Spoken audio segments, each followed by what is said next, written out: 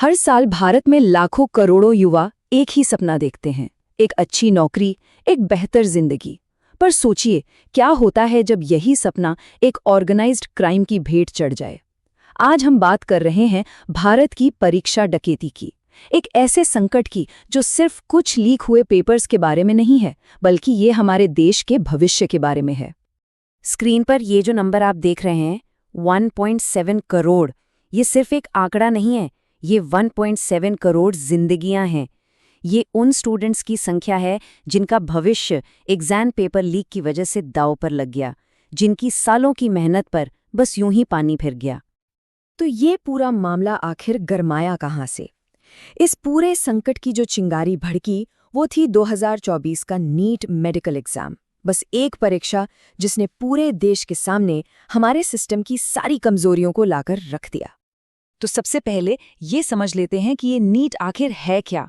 देखिए, ये undergraduate medical courses में एडमिशन के लिए भारत का इकलौता यानी एकमात्र नेशनल लेवल का एग्जाम है। इसे NTA मतलब नेशनल टेस्टिंग एजेंसी कंडक्ट कराती है और देश के कोने कोने से स्टूडेंट्स डॉक्टर बनने का सपना लिए ये एग्जाम देते हैं। अब जरा इस नंबर के बारे में सोचिए, 24 लाख स्टूडेंट्स। ये संख्या बताती है कि ये एग्जाम कितना बड़ा है और इसमें कंपटीशन किस लेवल का है। हर एक सीट के लिए सैकड़ों लोग लड़ रहे होते हैं। प्रेशर इतना ज्यादा होता है कि आप अंदाजा भी नहीं लगा सकते। तो हुआ ये कि पहले पटना और हजारीबाग से पेपर लीक होने के आरोप लगे। फिर जब रिजल्ट्स आए तो उनमें इतनी गड़बड़ियां निकली कि मामला सीधा सुप्रीम कोर्ट पहुंच गया और इसने NTA की क्रेडिबिलिटी और पूरे एग्जाम प्रोसेस पर बहुत बड़े सवालिया निशान लगा दिए। लेकिन रुकिए, कहानी सिर्फ नीट की नहीं है। ये तो बस एक छोटा सा उदाहरण है एक बहुत बड़े राष्ट्रव्यापी पैटर्न का। ये जो समस्या है ना, ये बहुत गहरी और काफी पुरानी है। ये आंकड़े सच में होश उड़ाने वाले हैं। 50 से ज्यादा भर्ती परीक्षाओं के पेपर लीक हुए हैं और इनसे 1.5 करोड़ से ज्यादा युवा प्रभावित हुए हैं। तो साफ है कि ये किसी एक दो राज्य की समस्या नहीं है, ये एक नेशनल क्राइसिस है जो हमारे सिस्टम में बहुत अंदर तक फैल चुका है। तो सवाल ये है कि ये परीक्षा माफिया आखिर काम कैसे करता है? ये एक बेहद ऑर्गेनाइज्ड ऑपरेशन है। सबसे पहला स्टेप, सिक्योर जगहों में सेंध लगाना और पेपर को बाहर निकालना। फिर उस पेपर को एक सॉल्वर टीम के पास भेजा जाता है जो सारे जवाब तैयार करती है और आखिर में इन जवाबों को सेफ लोकेशंस पर कैंडिडेट्स तक पहुंचाया जाता है। और कमाल की बात यह है कि वक्त के साथ नकल करने के ये तरीके भी एकदम हाईटेक हो गए हैं। अब ये गैंग रिमोट एक्सेस सॉफ्टवेयर से लेकर एन्क्रिप्टेड टेलीग्राम चैनल्स तक सब कुछ इस्तेमाल करते हैं। यहाँ तक कि बायोमेट्रिक फ्रॉड का भी सहारा लिया जाता है। मतलब आपकी जगह कोई और एग्जाम दे रहा है, जिससे सिक्योरिटी मेजर्स को धोखा देना लगभग नामुमकिन सा हो जाता है। पर अब सबसे बड़ा सवाल ये उठता है कि लोग इतना बड़ा जोखिम ले ही क्यों रहे हैं? तो इस संकट की जड़ में है नौकरियों के लिए मची हुई हताशा, जो हमारे देश में बड़े पैमाने पर बेरोजगारी की समस्या से पैदा हुई है।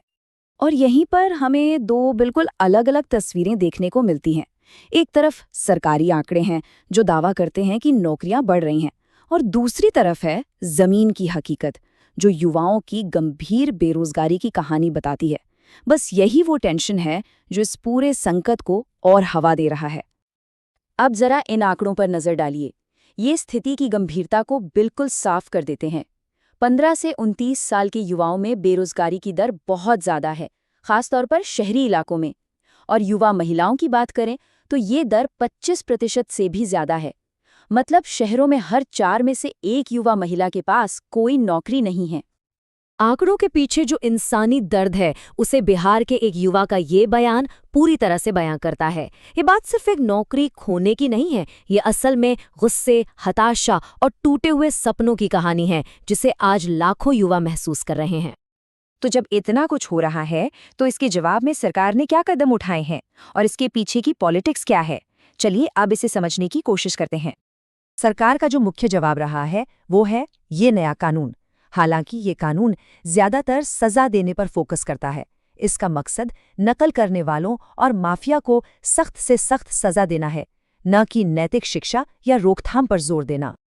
और हाँ, यहाँ एक पॉलिटिकल एंगल भी सामने आता है। कुछ एनालिस्ट्स का ये तर्क है कि ये जो जातिगत राजनीति और आरक्षण पर बहसें तेज हो जाती हैं, ये कहीं ना कहीं बेरोजगारी और भ्रष्टाचार जैसे असली मुद्दों से ध्यान भटकाने का एक तरीका है। तो आखिर में इस पूरे सिस्टमिक फेलियर के दूरगामी परिणाम क्या हैं?